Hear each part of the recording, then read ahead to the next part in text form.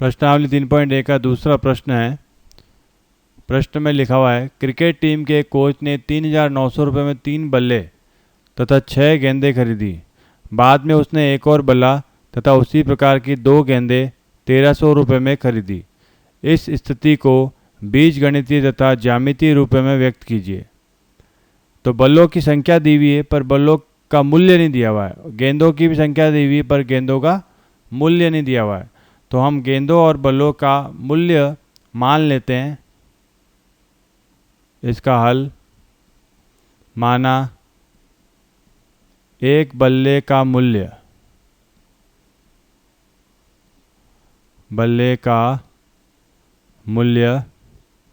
x रुपये है तथा एक गेंद का मूल्य y रुपये है। तो 3 बल्लों का मूल्य कितना हो जाएगा 3x और 6 गेंदों का हो जाएगा 6y। तो कुल मूल्य हो गया 3x प्लस 6y और ये कुल कितना दिया हुआ 3,900। अब दूसरा कथन क्या है, बाद में उसने एक और बल्ला तथा उसी प्रकार की 2 गेंदें खरीदी। तो बाद में अर्थात एक बल्ला लिया, एक बल्ले का मूल्य है x, दूसरे 2 गेंदें ली हैं तो 2 गेंदें, एक गेंद का मूल्य y, तो 2 गेंदों का मूल्य हो गया 2y। कुल मूल्य हो गया x प्लस 2y कितना 1,300 रुपये। ये 2 समीकरण आ गए हमारे पास। इसको ज्यामितीय रूप में बताने के लिए x के अलग अलग मान रखेंगे, y के अलग अलग मान ज्ञात करेंगे, फिर इसको ग्राफ में बनाएंगे। ठीक है, तो आप ये स्वयं करेंगे। अगला प्रश्न,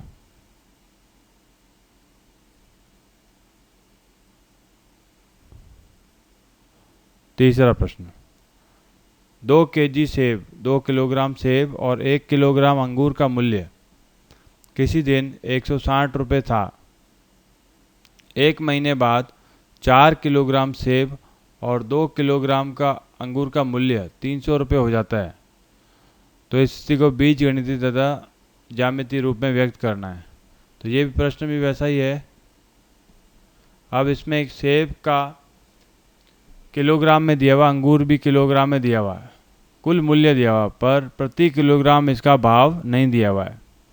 तो हम मान लेंगे सेब का मूल्य x रुपये प्रति किलोग्राम। इसी प्रकार अंगूर का मूल्य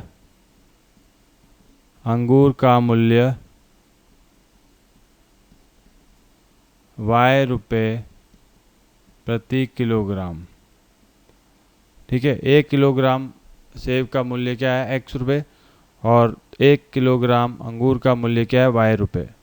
तो 2 किलोग्राम उसने सेब लिए तो 2 किलोग्राम सेब का मूल्य हो गया 2x प्लस 1 किलोग्राम अंगूर का मूल्य y हो गया बराबर 160।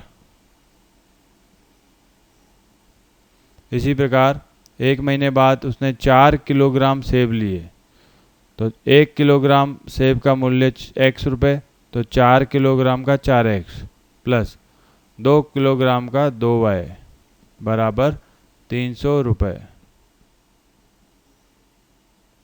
इन समीकरण को हमने बीजगणितीय रूप में लिख दिया। ज्यामितीय रूप में इसको आप स्वयं करेंगे। x के अलग अलग मान निकाल के y के अलग अलग मान आएंगे और x और y को एक ग्राफ के ऊपर बनाया जाएगा। ठीक है।